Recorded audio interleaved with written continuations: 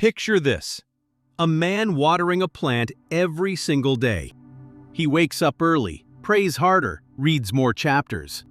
He makes longer to-do lists. Be kinder. Sin less. Worry less. Weeks pass. He keeps watering, but the plant never grows. He waters even harder. Still nothing. He is sweating, confused. Then the camera pulls back and reveals the plant is plastic. No roots, no soil, no connection to anything living. That plastic plant? That is how most exhausted Christians are living right now. And if that hit close to home, stay with me. Because Jesus actually said something that changes everything. Something most people in church never fully explain. And once you see it, the exhaustion starts to lift. This is the secret hidden in plain sight in John chapter 15. And it is not about trying harder. It is about something Jesus called abiding. Before we go any further, let's set the scene. Jesus is hours away from the cross. He knows it. His disciples do not fully know it yet. And in that moment, he chooses to talk about a vine. Not about rules, not about performance. A vine. John 15, verse 1.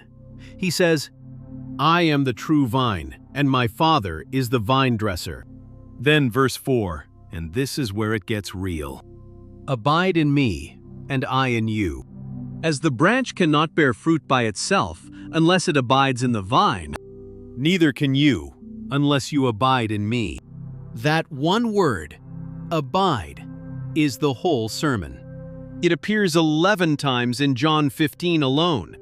Jesus is not whispering it, he is hammering it. So what does abide actually mean?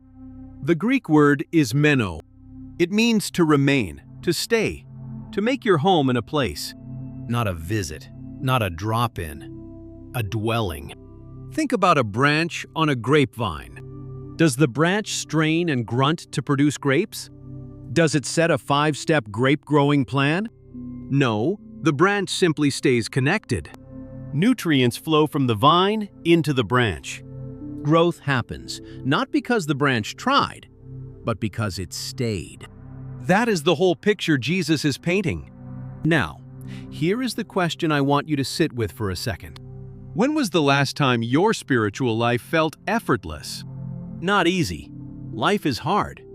But effortless in the sense of flowing. Where peace came without you forcing it. Where love for others came without grinding it out. Where you felt genuinely connected to God, not just performing for Him. That is what John 15 is pointing you toward. Not a religion of effort, a relationship of connection. But here is the part most people skip right past. Verse 5. Jesus says this, "I am the vine, you are the branches. Whoever abides in me and I in him, he it is that bears much fruit. For apart from me, you can do nothing." Nothing. Not a little less. Not mostly nothing. Nothing. That is not harsh. That is actually the most freeing thing Jesus ever said. Because if you can do nothing apart from Him, then the pressure was never on you to begin with. Think about what you have been carrying. The guilt when you miss a quiet time. The shame when you snap at someone you love. The exhaustion of white-knuckling every temptation. Jesus looks at all of that and says, "Stop." Matthew 11:28. He puts it plainly. "Come to me, all who labor and are heavy laden, and I will give you rest." He does not say, "Try harder and then come." He says, "Come, as you are, laboring and heavy." The rest is His gift. The fruit is His work.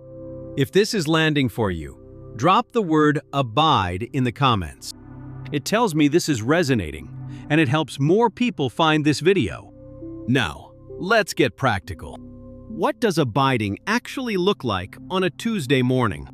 It is not a 4-hour prayer marathon. It is not reading the Bible in a year in a panic. Abiding is the small, consistent act of turning your attention back to Jesus. It is a breath prayer in traffic. It is pausing before you respond in anger and choosing connection over reaction. It is reading one verse slowly and asking, "What are you saying to me right now?" It is returning, not performing. Verse 9 of John 15. Jesus gives you the anchor for all of this. As the Father has loved me, so have I loved you. Abide in my love. Abide in His love, not His demands, not His disappointment, His love. You stay connected by remembering you are loved, not by earning it. And here is what happens when you do. Galatians 5:22. Paul describes the fruit that grows: love, joy, peace, patience, kindness, goodness, faithfulness, gentleness, self-control. Notice, it is called the fruit of the Spirit, not the fruit of your effort. You do not manufacture these. You receive them by staying connected. Peace is not something you achieve. Philippians 4:7 says it surpasses all understanding. The peace of God will guard your hearts and your minds in Christ Jesus. It guards you. You do not manufacture it. You receive it by abiding. And what about when you drift? Because you will. Every single one of us does. John 15 verse 1 reminds us, the Father is the vine dresser. His job is to tend the vine, and that includes you. Drifting is not the same as being cut off. Returning is always available. The vine is always there. John 15:11. And this is why Jesus taught all of this. These things I have spoken to you, that my joy may be in you, and that your joy may be full. Not partial joy, not occasional joy, full joy. That is what abiding produces. That is the promise. So let's come back to where we started. The man watering the plastic plant. He was not lazy. He was not faithless. He was just disconnected. And all that striving, it was never going to make a fake plant grow. But watch what happens when he finds the real vine. He does not water it frantically. He simply reaches out and holds on. And slowly, without straining, color returns to his world. That is John 15. That is the secret. Stop trying to grow fruit on a plastic plant. Stay connected to Jesus and let Him grow what only He can grow in you. If you want to go deeper, the next video unpacks what Jesus meant in John 15 verse 2. Why does God prune the branches that are already bearing fruit?